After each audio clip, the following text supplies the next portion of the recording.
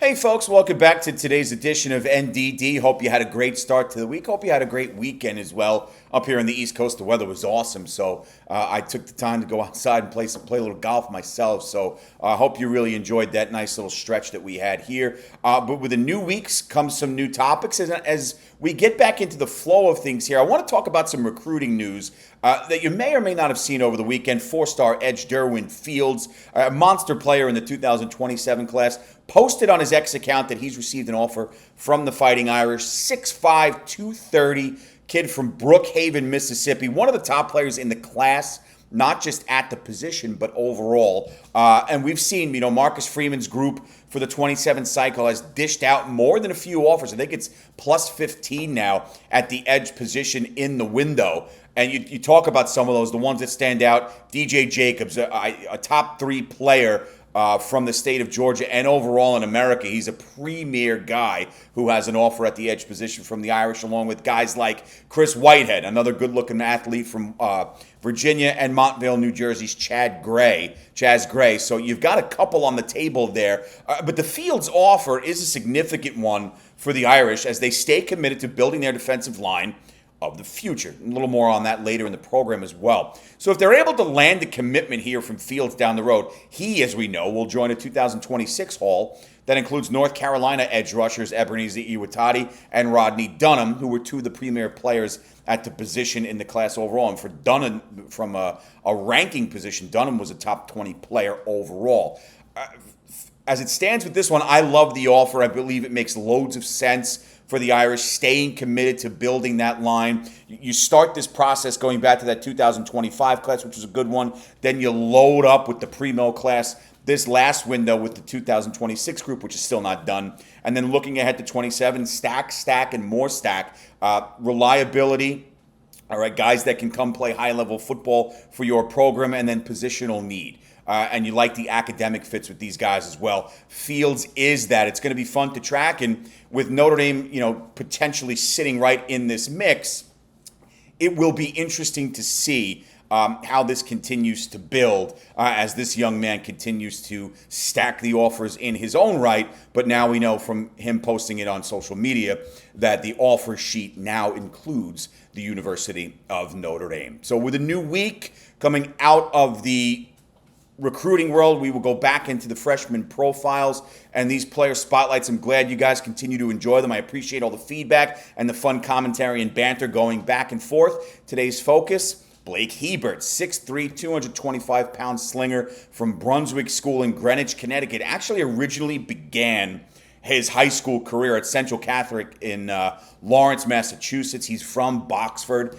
in Mass, but transferred to Brunswick. Had an ankle injury during his junior year that forced him to miss most of the season, but then he bounced back in a big way during his senior year and was named the Gatorade Player of the Year honors in the state of Connecticut.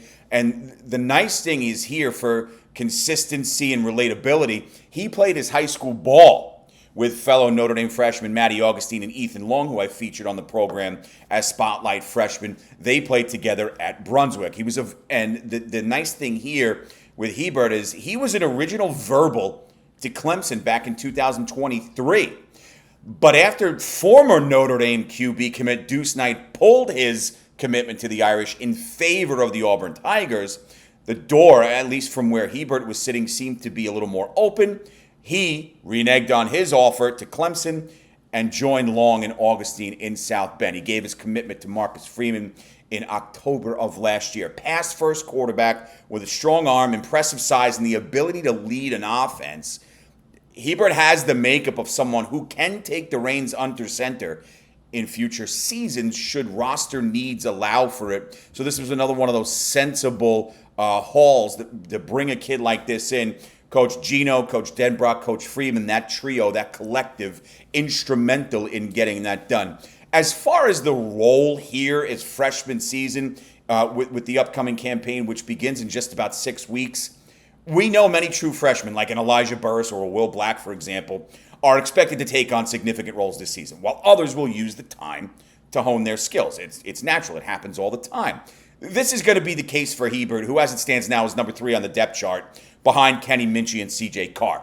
And his place on the roster will be to do just that, provide depth at the QB position while contributing on the scout team. This is going to allow him to learn the offensive system by Mike Denbrock in a more hands-on way. As we know, it makes sense. Again, it's logical. It's an uphill depth chart battle, and Notre Dame doesn't have a proven starter from a gameplay perspective, as we know. One way or the other, Notre Dame will be starting a first-time starter at quarterback, be it Carr or Minchie. But this uphill depth chart battle, that I referenced for Hebert, is one the Irish coaches will feel will pay dividends in the long run. I agree. Because the long-term outlook is definitely there, and it's a positive one. Denbrock likes the fit for Hebert in South Bend. He's spoken on this. He said as much. And as he continues building upon the strong passing acumen the kid already has, he's going to become a sound player on the high D1 level. I mentioned the impact of the quarterback coach, Gino Guadulli, instrumental in bringing Hebert, along with Coach Denbrock, to South Bend. And the coaching staff to this point, while early, you do get some looks there. They have liked what they've seen from the young freshman thus far. So important role, not a day-to-day, game-to-game role, but one that provides depth as he continues to learn the offense in South Bend, which is going to be different for all of these players, it always is, than what their high school programs ran, or even for the transfer guys, it's the same thing. So Hebert, an exciting player to have here, another young player on that quarterback depth chart, one with a huge amount of upside that will continue to watch and be fun to watch develop in South Bend. Just to wrap, I did mention that I'd be talking more about not just recruiting, but Notre Dame's focus up front on the defensive line. And we talked about that with Derwin Fields and the offer that he announced on social media over the weekend.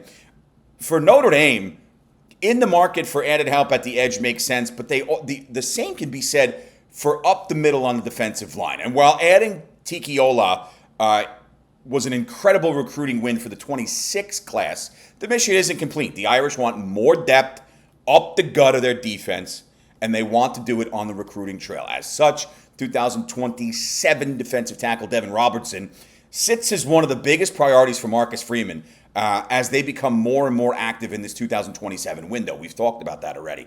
Robertson, 6'3", 305-pound specimen with incredible footwork and athleticism. Given his size, the strength he has, even at a young age, isn't a surprise. But when you watch his film, you also see fluid movements and the ability to create plays because of that athleticism. That's huge. The potential addition here now of Robertson, which sits as beyond realistic, you could argue that Notre Dame is the favorite, would help the Irish bulk up that first level of the defense for years to come. In competition with the Irish, there always is. You got the likes of Missouri, Ole Miss, Texas A&M, Auburn, Miami, Florida, Tennessee, and LSU have put offers on the table as well. So this will be another one of those fun follows. And with Robertson already having received his offer from Notre Dame a few months back, Notre Dame has taken more steps to stay high on this radar, high on the list and in the mix. And again, it looks like they are very much at the top here. So you talk about looking to add some depth and athleticism and playmaking ability on the edge, that's great. But then when you talk about up the middle, I think Notre Dame probably would have liked, and we'll see what happens moving forward with the Elijah Goldens of the world, who's set to announce now. He pushed it back, as we talked about last week, to early August. So that position it could be in flux depending on what Golden ultimately decides to do. But you look forward to next cycle. This is how depth is built, and this is how a roster is created. Notre Dame very high on Devin Robertson. Robertson very high on Notre Dame. So it seems like it's a great mutual match, and we'll see what the developmental process does. A commit come sooner rather than later? I don't think it's off the table, but we'll have to play the waiting game just a bit.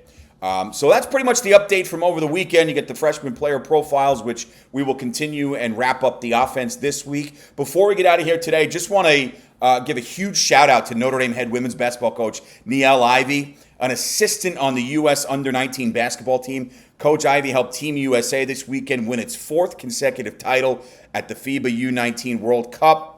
The United States was a good game. Took down Australia in the title match to claim another crown. So now you talk about Coach Ivey, who's done this the past couple of seasons, over 115 victories through 5 seasons as Notre Dame's head coach, looking to take a fairly new-look Irish squad this upcoming season past the Sweet 16 of the NCAA Women's Tournament. The Irish have watched their season actually come to a close the past 4 years in the round of 16, including last season when they fell to TCU in the tournament. So again, congrats to Coach Ivey and Team USA. From your standpoint, wherever you may be watching from, thank you for your continued loyalty, subscribership, viewership, and interaction. I hope you all have a great rest of the day. I'll see you all tomorrow. And as always, go Irish.